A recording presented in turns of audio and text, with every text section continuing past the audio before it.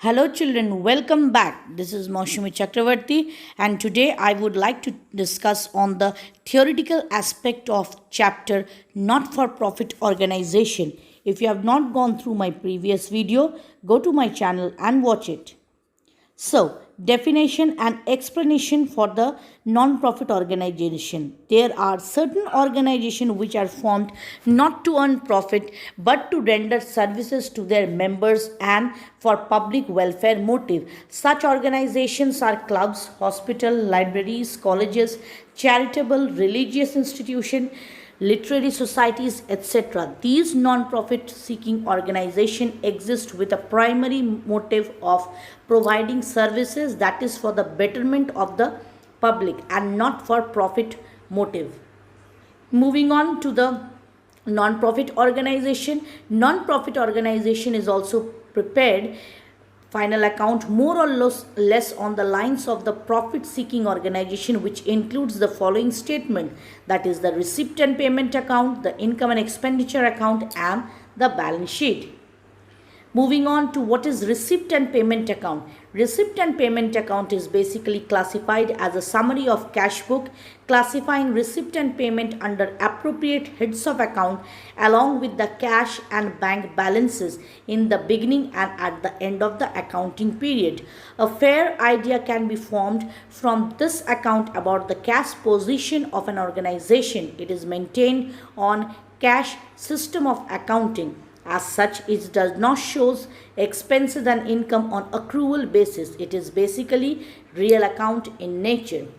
Moving on to the specimen of receipt and payment account, we start receipt amount payment account. Receipt side basically include the opening balances of cash, then revenue received like lockers rent, normal rent, interest, capital receipt like sale of fixed asset, entrance fees, donation for specific purposes, etc. Whereas payment side include the balance BD, that is bank overdraft if any, then revenue payment like rent, salaries, insurance, capital payment like investment, sports equipment, and finally the closing cash balance. Moving on to income and expenditure account, it is basically a nominal account. It is equivalent to the profit and loss account of a business firm. It shows the credit side expenses and income and the debit side as expenses. The difference between the two sides is either surplus or deficit. The surplus and deficit as the case may be added to or deducted from the capital fund. It is thus prepared on accrual basis of accounting, and thus all adjustment relating to the prepaid outstanding expenses and income provisions for depreciation or doubtful debt are made. Moving on to the format of income and expenditure account. Expenditure amount, income amount. Expenditure side, general things which comes like audit fee, sports material used, repair, honorarium to the secretary, depreciation on various fixed asset, and finally surplus, that is excess of income over expenditure. Whereas income side include donation, sundry receipt, entrance fee, hall rent, and deficit, that is excess of expenditure over income. Moving on to the difference between income and expenditure account and receipt and payment account. Receipt and payment account on the one hand is a summary of cash book. Debit side is receipt, whereas credit side is payment. It is a real account type. It starts with the opening balances of cash or bank. The closing cash in hand or bank or overdraft at the bank is the closing balances. It records the receipt and the payment of both the items. All receipt and payment irrespective of the period. It does not need as all items are included. Whereas when we talk about income and expenditure account, it is like a PL account of profit seeking entity. Debit side records expenses, whereas credit side is income. It is nominal account in nature. It has no opening balances. It indicates either surplus or deficit.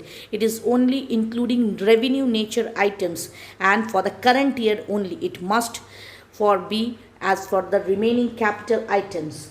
Moving on to the balance sheet, it is a statement that shows the financial position of an organization. The method of preparing the balance sheet for non-profit organization is similar to that of a business firm. It is prepared at the end of the accounting period after preparing the income and expenditure account, and the balance sheet shows the assets, liabilities as well as the capital fund. Moving on to some of the treatments of important items in income and expenditure account. Life membership fee. It is an account as a capital received and added to capital fund on the liability side of the balance sheet. Donation, which is of generally two types. First one, general donation. It is taken as an item of income and it is shown on the income side of the income and expenditure account, whereas specific donation, it should be capitalized and shown in the liability side of the balance sheet. Endowment fund.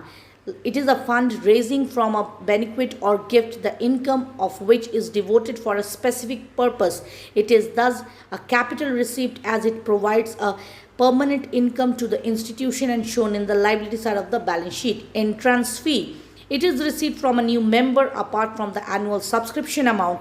There are arguments for the entrance fees to be considered as capital items because it is collected once for all and such it is not for recurring in nature. Payment of honorarium. The amount paid to a person who are not employee of the institution for conducting lectures, seminars, conferences, etc. is called honorarium and it is debited to the income and expenditure account. Moving on to the legacy, it is an amount received as per the wills of a deceased person. It appears in the debit side of receipt and payment account and the amount is not of a recurring in nature and as such it is treated as a capital receipt and shown in the liability side. Sale of old asset. It appears in the debit side of the receipt and payment account. It is capital receipt and it should not be transferred to income and expenditure account. The profit earned or loss suffered on sale of a fixed asset must be considered. Sale of old newspaper and sports material are shown on the debit side of receipt and payment account and is transferred to the credit side of income and expenditure account due to the fact that the sale of these items are of regular feature. Moving on to subscription, it is basically a source of income of NPO relating to the current year, whether received or not, as shown in the credit side of the income and expenditure account. Subscription not received is outstanding, that is shown in the asset side of the balance sheet, whereas received in advance is a prepaid, which is shown in the liability side of the balance sheet.